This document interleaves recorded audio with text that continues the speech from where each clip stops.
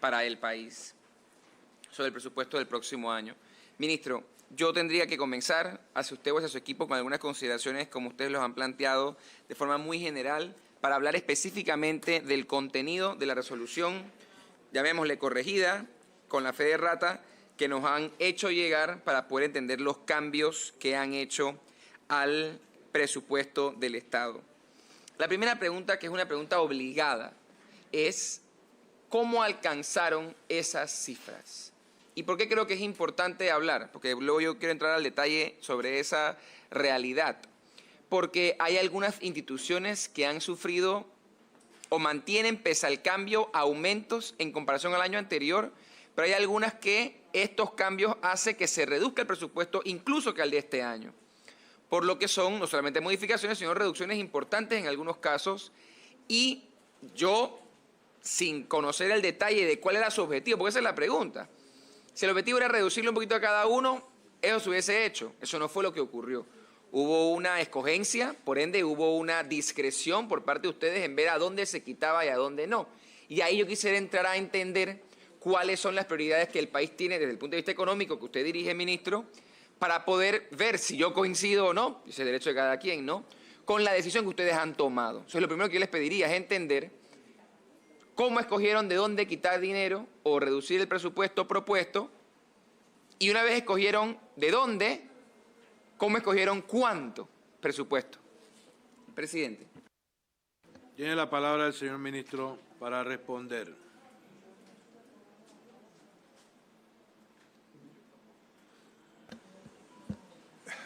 Gracias, señor presidente. Voy a hacer una breve introducción y entonces le voy a pasar la palabra. Póngase el micrófono un poco más cerca. Okay.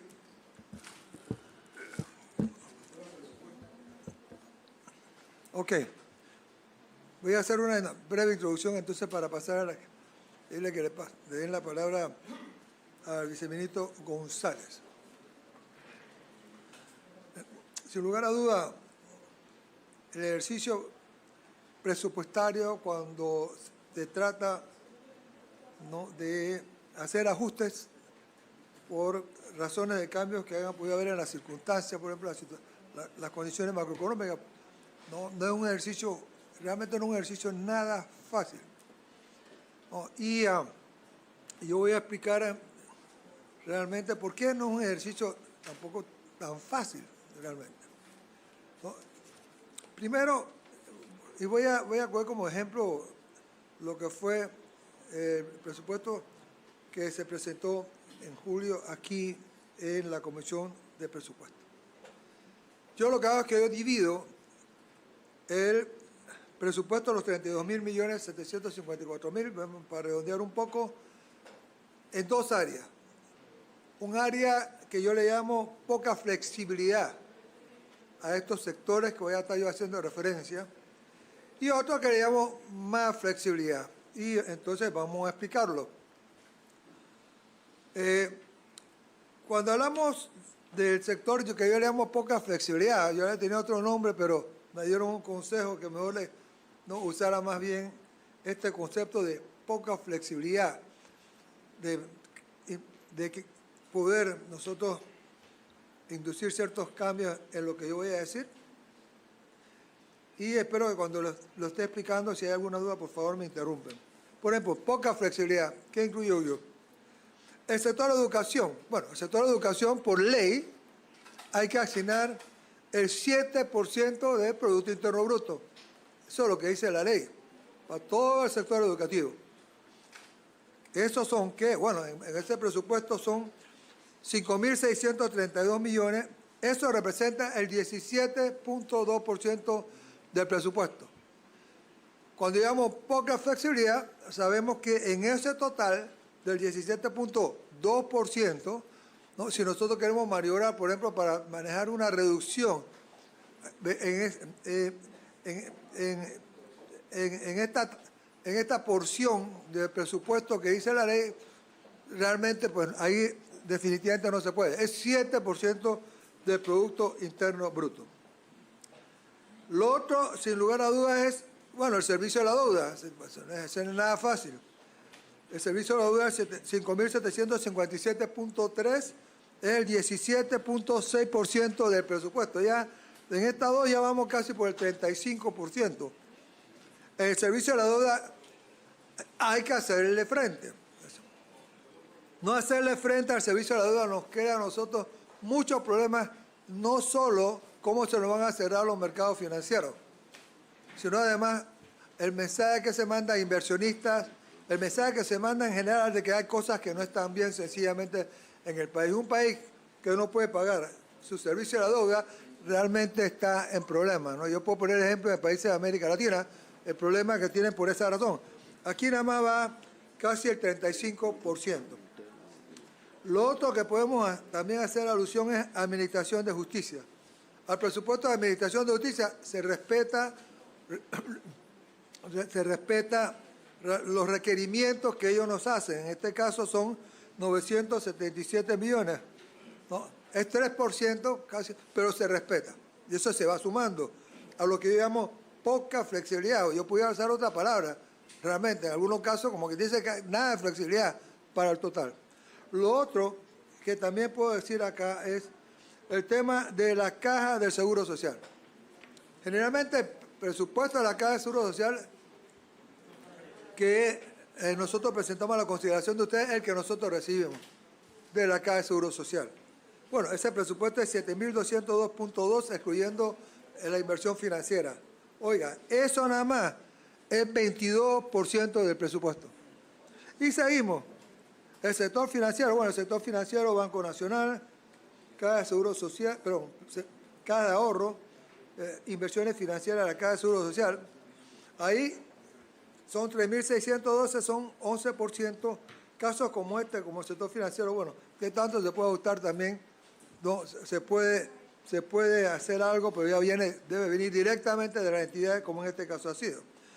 Cuando yo hablo de poca flexibilidad, en este caso tenemos prácticamente 71% del presupuesto de los 32.754 millones.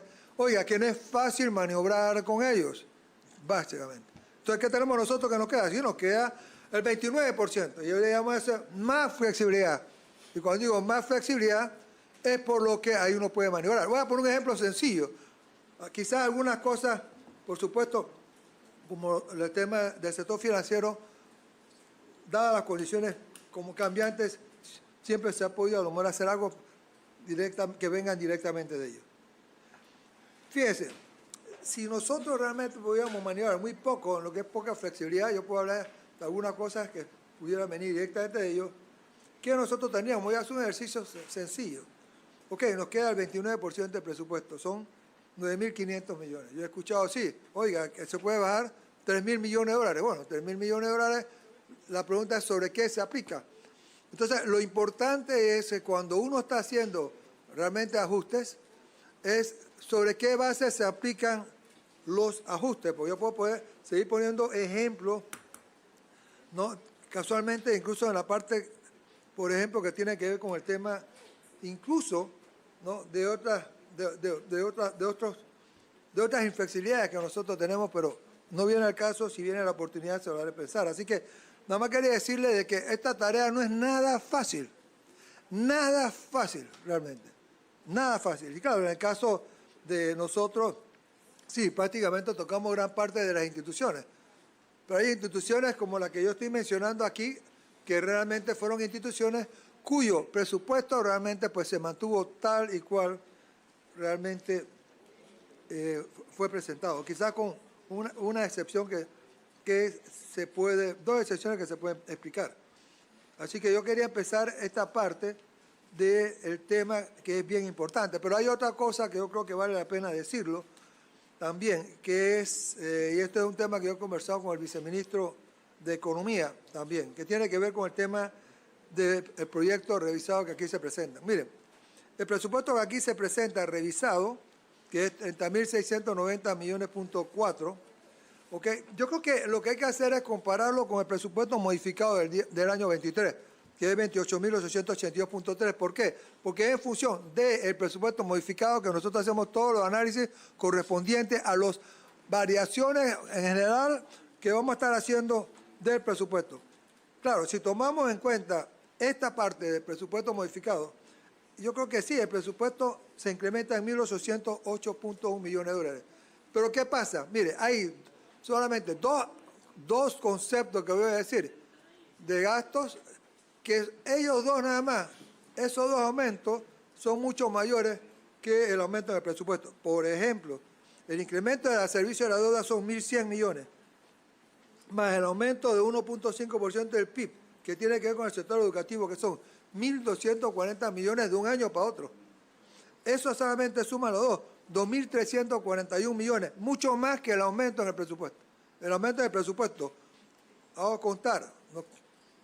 Comparado la cifra, yo creo que lo propio es compararlo con el presupuesto modificado, no el de la ley, es un punto de vista, ¿no? Podemos decir entonces que estos dos gastos nada más son 533 millones superiores al aumento de 1.808.1 millón, ¿no?, que se dio del presupuesto modificado que nosotros estamos presentando aquí. Lo que yo quise presentar ahora, y yo reconozco, y es un mea culpa realmente, es que nosotros probablemente en el pasado no hemos hecho el énfasis que debemos hacer en la estructura del presupuesto, en la composición del presupuesto. Porque en el fondo, yo personalmente puedo decir, yo usé la palabra poca flexibilidad. Hay una que yo usaba para algunos ítems y me dijeron pues de que no usara esa palabra, que era como quien dice presupuesto inevitable. ¿Y qué es lo que decía presupuesto inevitable? Bueno, si tenemos 7% del presupuesto del PIB es para el sector educativo, yo decía, bueno, es un presupuesto inevitable, es decir, es algo que está por ley y no lo podemos evitar, a menos que, bueno, que alguien diga, cambiemos la ley. Para nosotros, como lo tomamos, es inevitable, básicamente. Entonces, así yo pudiera seguir hablando. Así que yo termino aquí para que se le dé la palabra al viceministro de Economía. Yo nada más quería explicar un poco la estructura a que nosotros nos enfrentamos para hacer cambios. Nosotros nos enfrentamos a una estructura que no es decir que del 100% del presupuesto nosotros podemos tocar cualquiera de los ítems que está en el 100% del presupuesto. Lo que estoy diciendo es, eso no es así. No estoy diciendo que nadie en particular a lo mejor lo está diciendo. Lo único que quiero aclarar que no es así. ¿Ok? Porque hay un alto porcentaje del presupuesto que realmente no podemos realmente hacer ajustes en ello. Y eso nos crea una situación, de verdad lo reconocemos, compleja. Es muy compleja, ¿no? Porque sí, ¿no?, estamos hablando ya de otros temas de cambios estructurales, pues, que ya sería otro tipo de conversación. Así que lo único que quiero mandar un mensaje, un alto porcentaje del presupuesto es nada flexible. Y hacia esa realidad nosotros nos enfrentamos. Por eso no es fácil. De veras, no es fácil manejar ajustes presupuestarios. No es nada fácil, realmente. Así que pediría que le diéramos la palabra, señor presidente, al director de presupuesto. Gracias, señor ministro. Tiene la palabra el viceministro Carlos González. Gracias, señor presidente. Tal como lo dijo el ministro, este ha sido un ejercicio verdaderamente complejo. El ministro ha hablado de la estructura del presupuesto, la porción flexible, que es la que se puede ajustar con alguna facilidad, y la porción inflexible, que están amparados por algunas leyes y algunas consideraciones legales que no permiten hacerse modificaciones libremente. Después de hacer ese análisis, entendíamos que la situación era realmente compleja. Sin embargo, se hizo una primera identificación de cuáles son aquellas entidades que de alguna manera, por constitución o por normas, no podíamos intervenirlas directamente. Por mandato constitucional, el órgano judicial no lo podemos intervenir y el presupuesto que ellos presentan debe ser considerado en su totalidad, al igual que el Ministerio Público, que incluye la Fiscalía General y la Fiscalía, la Procuraduría General y la Procuraduría de la Administración. También acabamos de salir de las listas grises, así que respetamos y considerábamos que era estratégico para el futuro del país no afectar los presupuestos de las instituciones que están vinculadas con todas las acciones de superintendencias y fiscalías que tienen que ver con esa materia. Toda vez que uno de los argumentos fuertes que fue muy bien observado por los organismos evaluadores es que se anunció que los presupuestos o que estas entidades iban a ser fortalecidas desde el punto de vista de su gestión. Y de esa manera, si tomamos esta acción, pudiera entenderse como una acción contraria a lo que habíamos dicho al momento de sustentar nuestros avances con relación a la salida de las listas grises. También se excluyeron algunas instituciones como el Tribunal Electoral, que estando en un proceso al iniciar un proceso electoral, los presupuestos están de alguna manera protegidos. Un momentito, señor viceministro. Dígame, diputado. Presidente, yo nada más le pediría que me permita recordarle al ministro y al viceministro que el tiempo es limitado.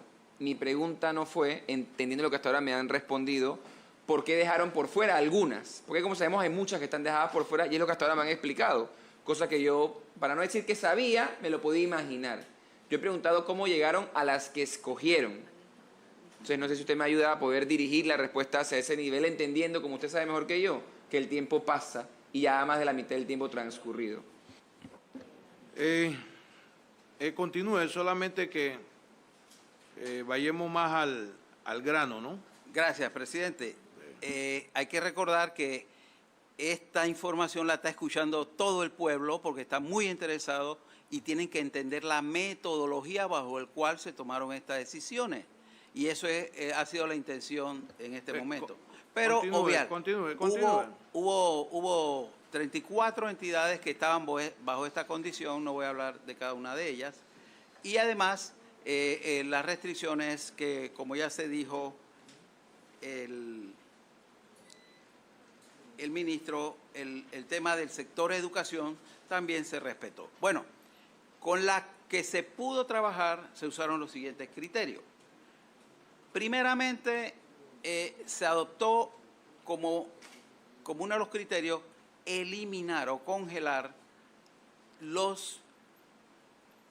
la planilla del 2024 en función de la estructura del 2024 propuesta en función de la planilla del 2023. Es decir, todas las vacantes que habían en ese momento fueron eliminadas. Entonces estamos hablando de poco más de 1.700 posiciones. Y también se eliminaron aquellos bajopagos que habían en la estructura y que correspondían a posiciones que no eran de leyes especiales. Es decir, en el cargo pudiera aparecer una asignación de 800 balboas, pero el puesto se estaba ocupando con 600 balboas. Eso es lo que se considera una planilla bajo pago. Entonces, ese diferencial también fue eliminado de los anteproyectos de presupuesto. Igualmente, producto del ejercicio del retiro voluntario, habían quedado algunas vacantes que sustentaron pagos en el año 2023 y esas vacantes, como lo dice la ley, también fueron eliminadas del proyecto.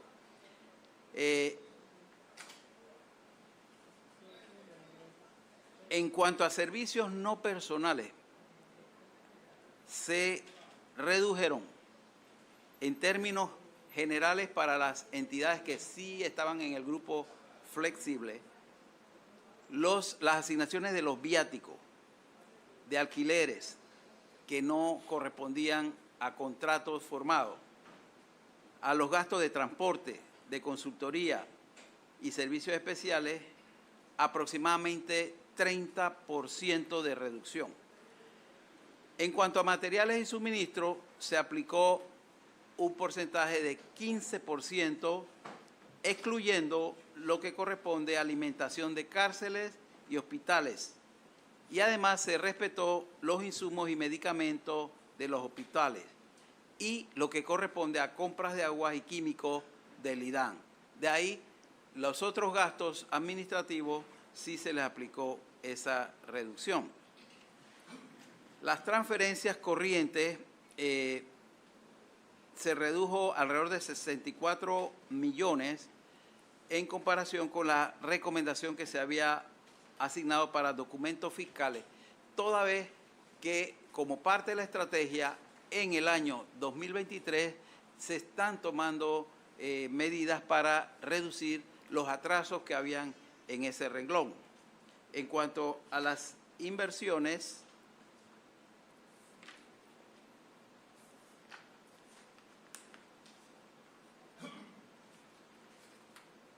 hubo un ajuste promedio de 14% de lo que había sido recomendado en el proyecto de presupuesto general del Estado 2024 original.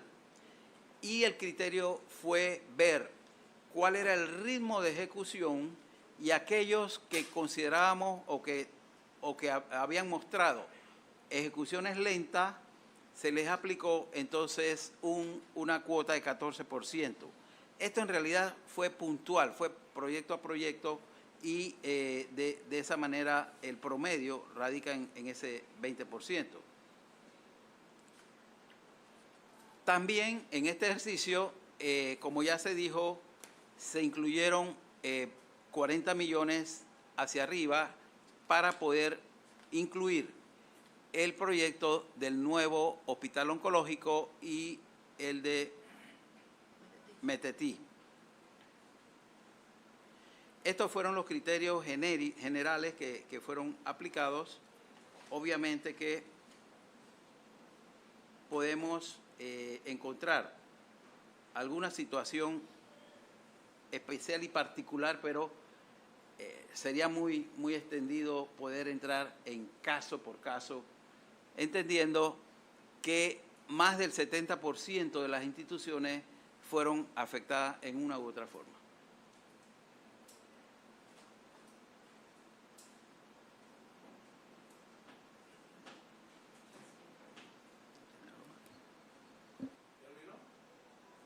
Sí, presidente.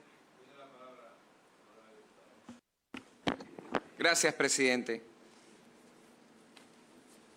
A mí lo que me preocupa de lo que se ha planteado, y bueno, entendiendo que me quedan alrededor de 5 minutos nada más para la intervención, en lo que me hubiese gustado repreguntar, aprender el detalle de cada uno, es esa priorización que se hizo sobre la base de lo que ustedes han planteado. Porque, por ejemplo, al IDAN se le está disminuyendo el presupuesto sobre el presupuesto del año anterior, con ese recorte que se está haciendo. Y yo lo que me pregunto es si el agua potable, que creo que es el problema, según un estudio que vi, por el que más salen a protestar los panameños día con día en distintas partes del país, sobre todo en el área de influencia del IDAN, no es una prioridad que el Ejecutivo tiene desde el punto de vista financiero, entendiendo que aquí el director del IDAN ha dicho en no sé cuántas ocasiones que el problema es que no estamos obteniendo la capacidad debido del estatus de Chilibre, de otras plantas que debieron existir y que no existen, y que eso se construye, hasta donde este diputado sabe, con dinero. Entonces, cuando no se ha priorizado eso, a mí qué me preocupa, y usted lo ha dicho muy bien, señor ministro, pero yo creo que, como a veces, se le queda una pata. Usted nos invitaba y al país a comparar el presupuesto que ustedes hoy nos traen redibujado con el presupuesto modificado a esta fecha. Pero es que hacer eso sería la misma injusticia que no comparar lo que ustedes nos presentan hoy con cómo en verdad va a terminar. Y yo creo que es allí el problema real, Porque yo le pongo un ejemplo justamente en esa línea sobre algo que a mí me preocupa y que conversábamos hace un momento. El presupuesto modificado al 30 de noviembre de este año para, por ejemplo, una que usted mencionó, la asamblea en funcionamiento, es mucho más alto que lo que ustedes están recomendando hoy en esa reducción. Y yo entiendo perfectamente bien que esa reducción puede sonar popular, porque es además algo que yo y otros sectores y otros miembros de esta asamblea han dicho que es importante tomar en cuenta. Lo que yo quiero entender y que usted me diga a mí ahorita es si hoy la asamblea, a este noviembre, no a diciembre, está en 177 millones en funcionamiento, usted reduciendo ese número a 149 y tanto, ¿qué significa? Que de aquí a los 6 meses que nos quedan, no se van a trasladar en esa dirección, por poner un ejemplo de tantos, y de que esto al final va a ser un ejercicio real de presupuesto, o que vamos a seguir dimensionando por abajo algunas cifras solo para apaciguar los clamores ciudadanos. Tiene la palabra el señor ministro. Señor presidente, yo sí quisiera, no sé qué tiempo queda, pero yo sí quisiera tener la oportunidad de contestar las dos observaciones que ha hecho sobre el IDAN y la asamblea. Claro, cómo no. Así que bien, empecemos por el IDAN. Mire, yo no voy a hablar un poco de una estrategia que he usado, yo le llamo 50-50, ¿no? Que yo usé, ¿para qué? Para que nosotros pudiéramos tener en un momento dado una fuerza de inversión, por ejemplo, en el sector construcción, y que en ese momento, por ejemplo, no estuviera impactando el presupuesto de la nación. Aquí hay una persona que cuando estaba en deporte, realmente lo vivió. ¿Qué significaba eso? Que lo que yo hice fue, y hablando con los bancos, es que ¿qué significaba 50-50? Que en el año 22 las inversiones podían empezar. Ok, pero el primer pago se iba a hacer cuando la obra estuviera como por la mitad y el segundo más o menos ha finalizado. Eso fue una estrategia. Vamos con el IDAN. Mire, en el caso del IDAN, dos cosas. Primero, hay un tema que tiene que ver con la Autoridad del Canal de Panamá. Ellos van a estar aumentando en el 50% la capacidad que tiene que ver con la planta potabilizadora que ellos tienen, creo que en Mendoza. Ok, 50%. Bien.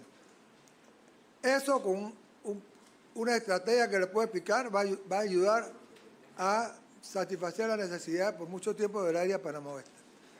En el caso de la inversión del canal, bueno, eso no afecta al presupuesto del IDAN. No lo afecta, en este caso, en particular, en el programa de inversiones.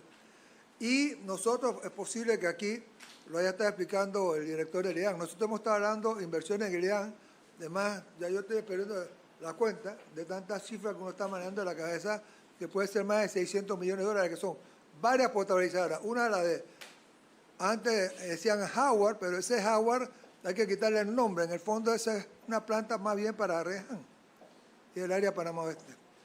Así que con esa planta y la parte de Mendoza se le puede dar agua a todo el área que tiene que ver con Panamá Oeste. Ahora, yo creo que lo importante es que hay que tener presente una cosa. Lo importante es que el agua le llegue a la gente.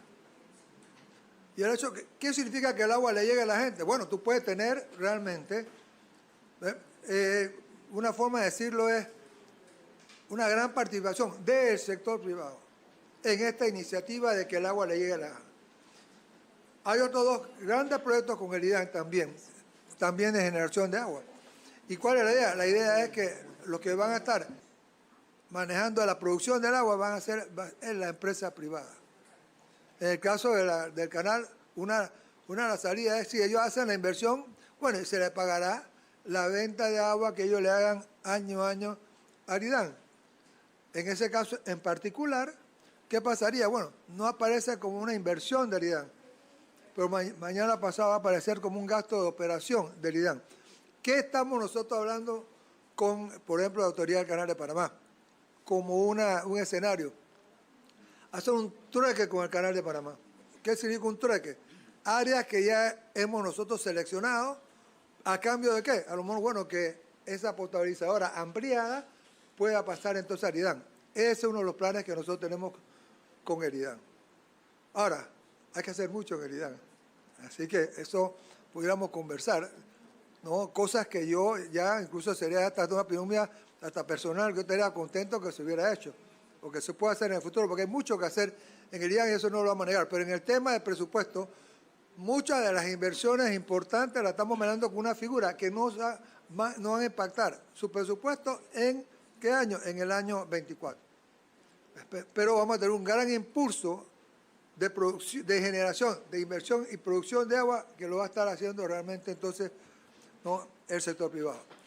En el caso de la Asamblea, ¿no?, yo reconozco una cosa, mire, este trabajo que nosotros hacemos, oiga, nosotros no quedamos bien con nadie, ¿okay?, ni con mucha gente también, incluso del propio gobierno. Pues.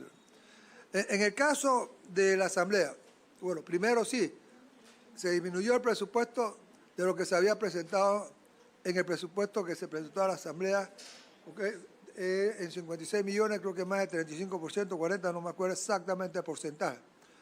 Lo que sí es cierto que no se está considerando ningún traslado de partida para hacer una transferencia a la Asamblea Nacional.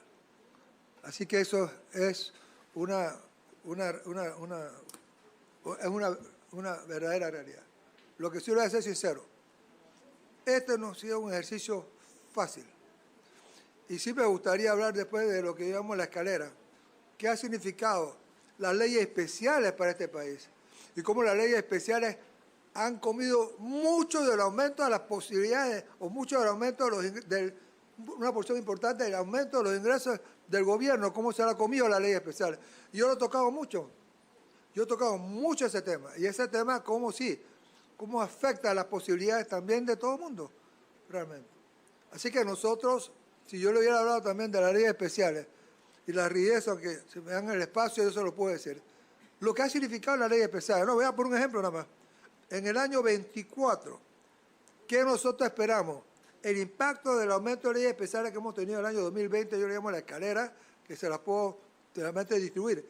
Solamente en el año 24, el aumento de leyes especiales que se ha dado desde el año 2020 al 24 representa el 26% de lo que es la planilla, ¿no?, del gobierno central, de este gobierno central. Así que es una porción importante. Es más, cuidado que cuando uno reduce este aumento, cuidado, uno puede decir, si no hubiera habido el aumento, ¿por dónde debería andar esta planilla? Pero bueno, lo que quiere decir es que nosotros este ejercicio no ha sido fácil, diputado. Para nada ha sido fácil. No, es una tarea nada fácil, ¿no?, realmente manejarlo por las rigideces que tenemos nosotros en el presupuesto. Mire, 2/3 partes de la planilla del gobierno central caen en leyes especiales, si no me equivoco.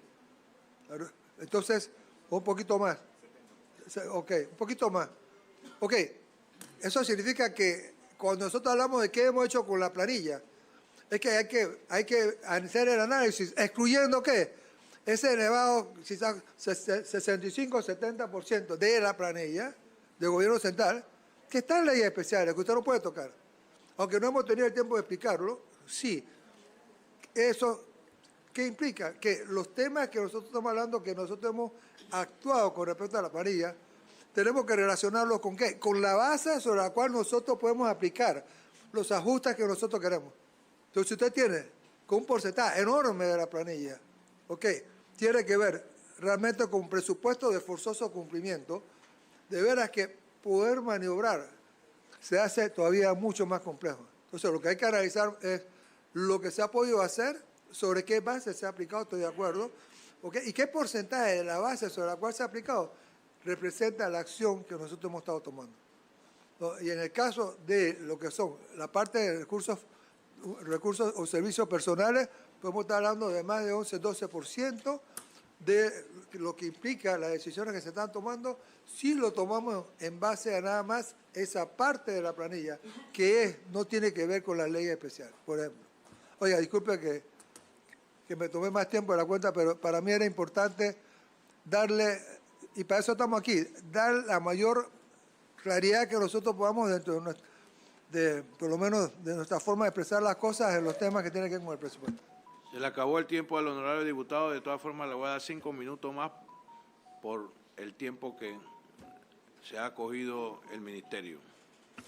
Gracias, presidente. Yo creo que en esa línea es importante remarcar que sí, usted nos explicó cuando presentó el proyecto presentado al inicio, en julio de este año, que la planilla especial correspondía a aproximadamente 20% del aumento de la planilla. Pero el que no hablamos es del otro. Ahora usted habla de 26%. Bueno, hablemos de ese 74% restante de por qué aumenta la planilla. Y si nosotros bajamos, por ejemplo, al informe que hace Contraloría del crecimiento de la planilla, lo que vamos a encontrar es que en comparación con años anteriores, la planilla ha crecido. Por ejemplo, en agosto de 2023 hubo un aumento en comparación de la planilla en el que se refleja un aumento de 2.258 funcionarios. Sobre todo en la Asamblea, la Universidad de Panamá, la Contraloría, la Caja de Seguro Social y el Ministerio de Educación. Y hay un aumento correspondiente prácticamente mes con mes y año con año. Y que no se ve reflejado en esos aumentos particulares de los que se habla de las leyes especiales. Y a mí, ¿qué me da, digamos, qué me complica el asunto?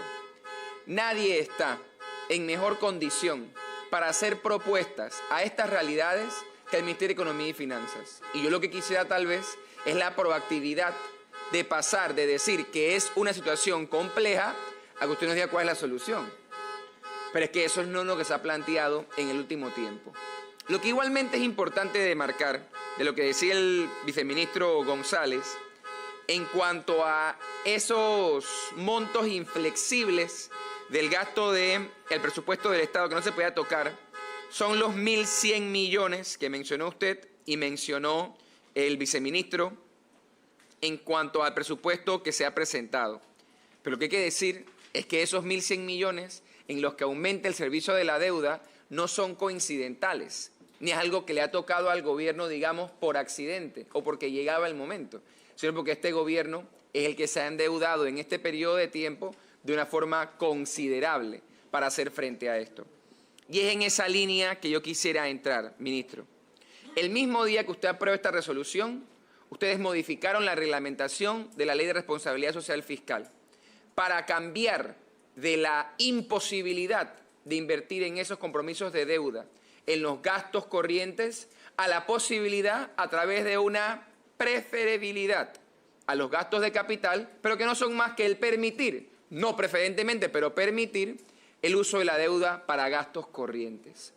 Y la justificación es lo que más me llama la atención, y es lo que yo quisiera que usted nos explicara en el poco tiempo que el presidente me ha brindado para poder hacer uso de la palabra en este tema tan importante, pero como ha quedado claro es extremadamente denso. Y usted señalaba en ese considerando que lo establecido en el artículo 15 del Decreto Ejecutivo 52 de junio de 2019 respecto al incremento de la deuda pública excede lo dispuesto en la Ley 34 de junio de 2008 de responsabilidad social fiscal. Entonces yo creo que es fundamental que se diga que sí, hay costos inflexibles que a los que ninguno han llegado por decisión del gobierno. Eso es importante dejarlo claro también.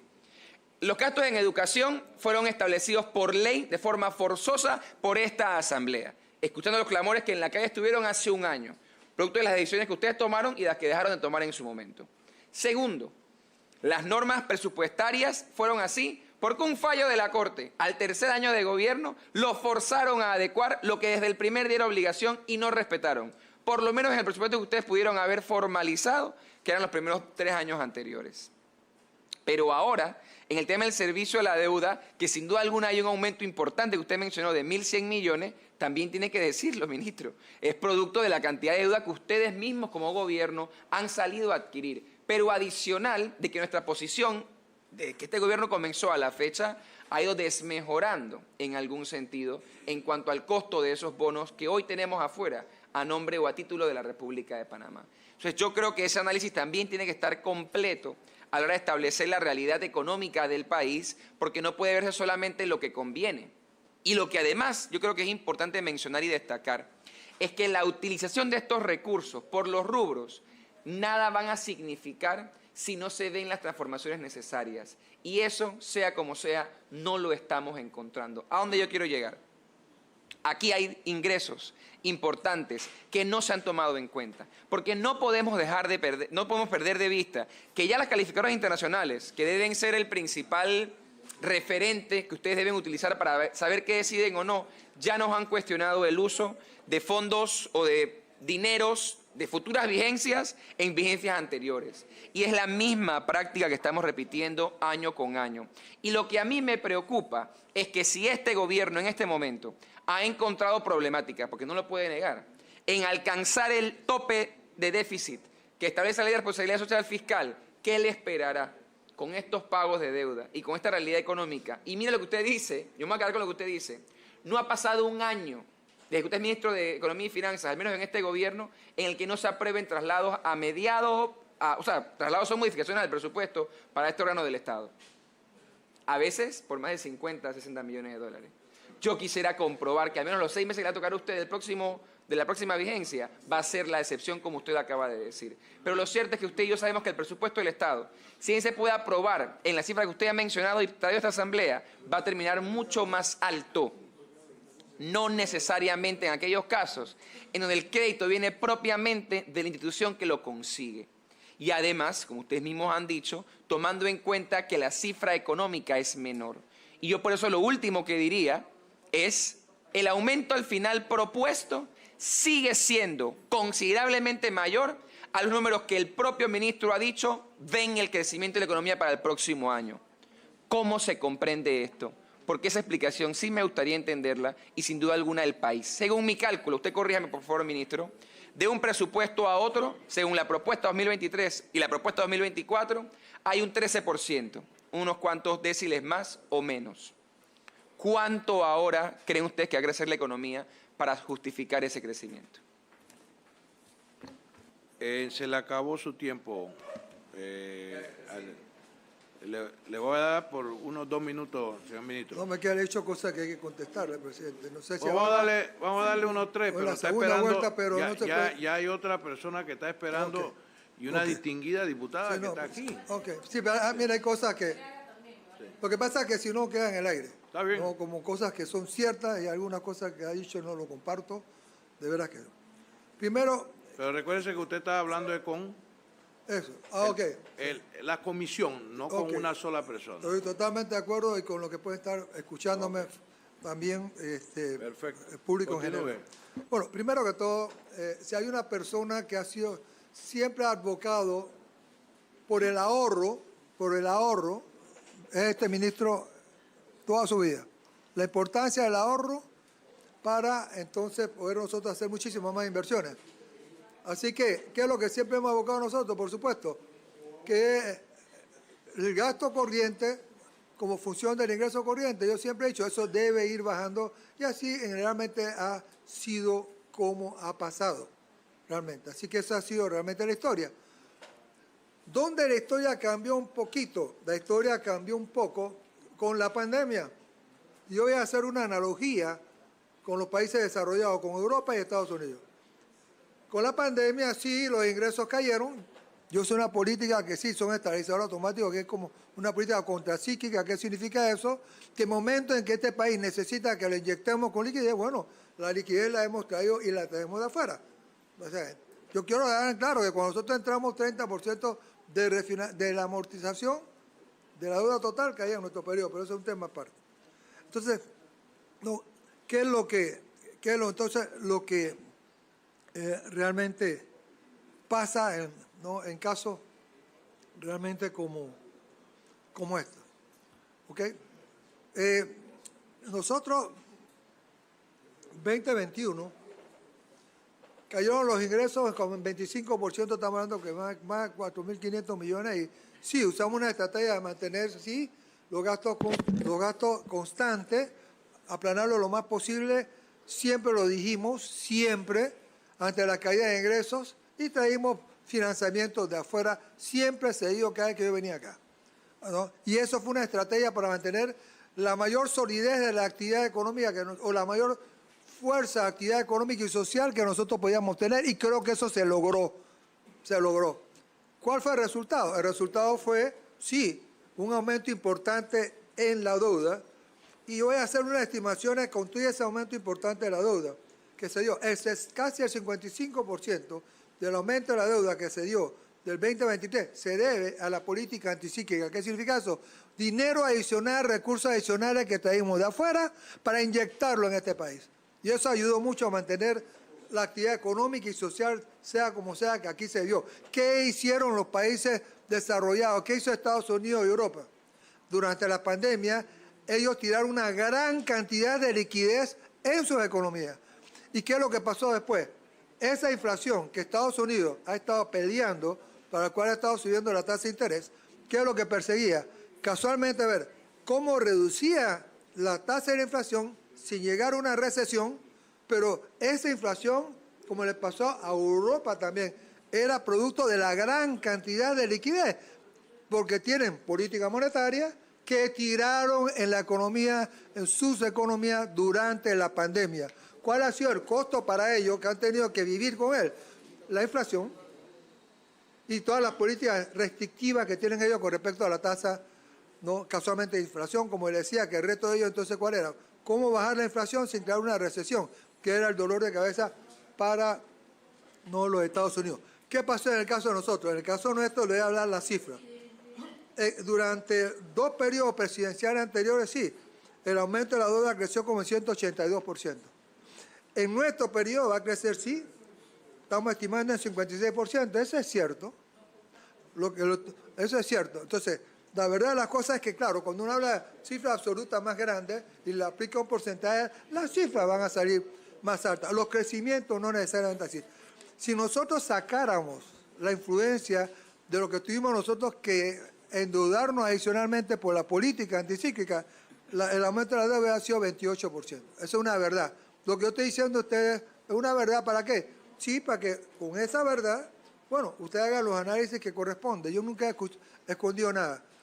Ok, cuando sacamos lo que se sacó, lo único que uno está es hablando de una fórmula que indica es cómo uno calcula el aumento de la deuda del gobierno, porque esa pregunta la hacen incluso en el pasado hasta las mismas calificadoras. Entonces, lo que se trató fue de aclarar muy bien cómo eso se hace.